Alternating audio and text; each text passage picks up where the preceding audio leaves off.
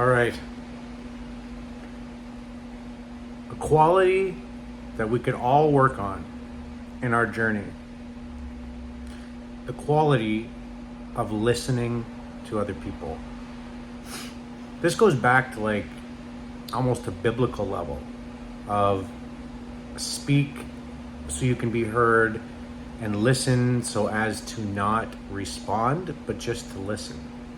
So how often do we listen to someone's story, and as their story or the way that they recall the event that they're speaking to you about happens, we have all these rapid thoughts in our heads of how we can respond, how we can keep the conversation going, what should we say, how should we react? Or in a worse version, they're telling us a story about a trip they took and we're thinking of a comparable trip that we took. Instead of listening to the nuance of the story, instead of listening to the details, instead of finding potentially the open opportunity in their story to go deeper. You know, it's said that Oprah is great at making people feel seen, heard, and like what they say matters. And I think if you can have this quality, you're going to impact the people around you, and it's the key to better relationships. And when I was in rehab, one of the psychologists that I got to speak with, so there was group counseling sessions, and then there were one-on-one sessions with psychologists. And her name was Beth, and she had a great ability to make me feel like I was being listened to when I talked.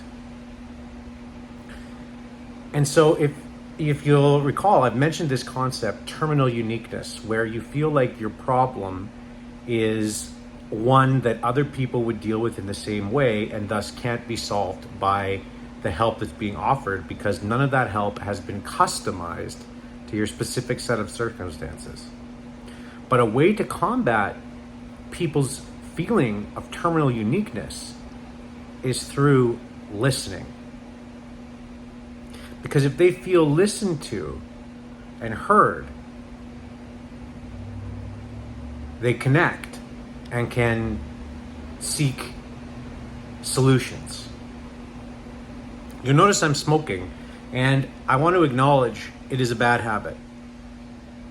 But the great thing about smoking cigars in my life is I have yet to make a decision that I regret during, before, or after as a direct result of smoking cigars. If you're sober, good for you. If you're not, no worries.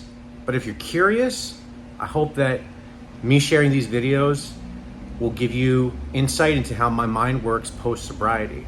Because I feel like now that I've unlocked my mind, it's no longer being numbed through substances, and I'm no longer trying to escape my problems. I don't have fewer problems, but I'm unlocking parts of myself that are able to help me solve those problems.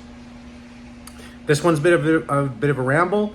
Hair is a little bit worse than normal, but I hope you guys will stay tuned as I continue and explore this sober journey. Sober Walsh.